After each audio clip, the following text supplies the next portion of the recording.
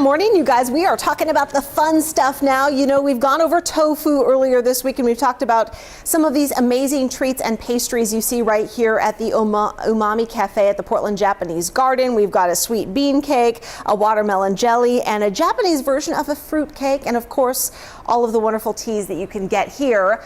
But let's talk about sake, because it is the national beverage of Japan. All of it can be served cold, but I just learned only some kinds can be served warm. And I learned that from the sake master. His name is Marcus Pakiser.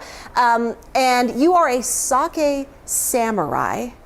That is an official title, not only just a cool name, but there are only 80 sake samurai experts in the world, 10 of them in the United States. What's the mission, kind of? The mission of a sake samurai is to promote Japanese sake, to talk about it and talk about Japanese culture and just promote it around the world. Excellent. Okay, let's promote it right now by drinking some, shall we? Sounds okay, good. Let's start with this first one. This is actually made in Forest Grove, right? And I have some right here. Correct. This is a Momokawa organic Jumai Ginjo, Oregon Tilth certified organic as well as USDA certified organic, made out right out there in Forest Grove. It's fruity, meant to be served chilled. It's got little notes of honeydew melon and just beautiful, just smooth essence to it. I asked him how is the best way to kind of sip sake, and he said slurp it. And as you're taking, like suck it in, and those air bubbles really add the aeration something. just kind of adds to the flavor of what's on your palate.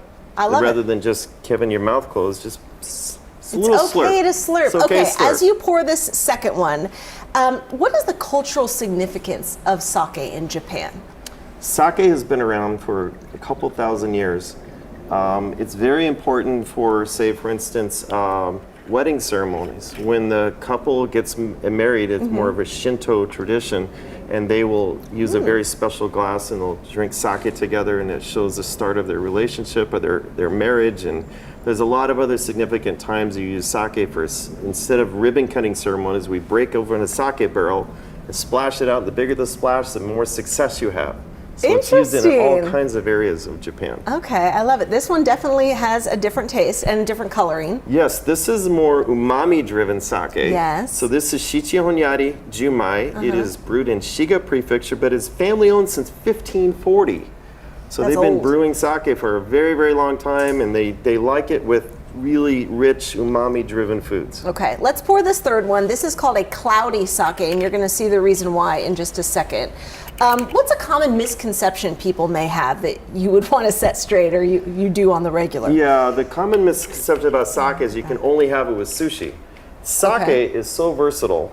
It's got the right amino acid content that it goes with pizza, it goes with cheese, it goes with Mexican food, it goes with Italian food. It goes with everything. So that's a big misconception about sake that people don't realize. What makes this cloudy? There's a little bit of rice sediment that's not pressed out completely, so that's rice sediment in the bottle. It's like the Hefeweizen of sake.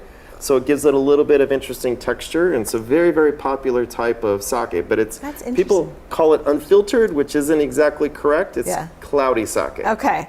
I find this interesting because now wine menus are getting more accessible to people because they have better descriptions, I think, or just more layman's terms. Right.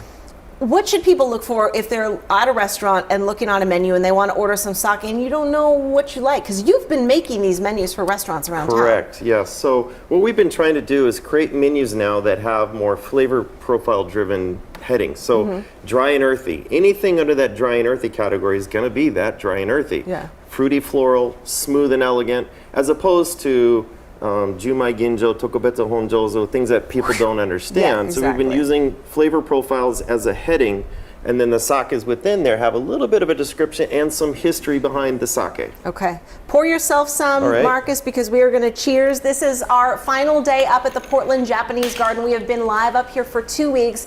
They have been so kind and accommodating to all of the cords and cameras and people that we have up here. But in honor of the Tokyo Games and the Portland Japanese Garden, thanks also to the Portland Art Museum. Marcus, thank you. Kanpai. Kanpai. Cheers, you guys. And yes, happy Friday. We'll be right back.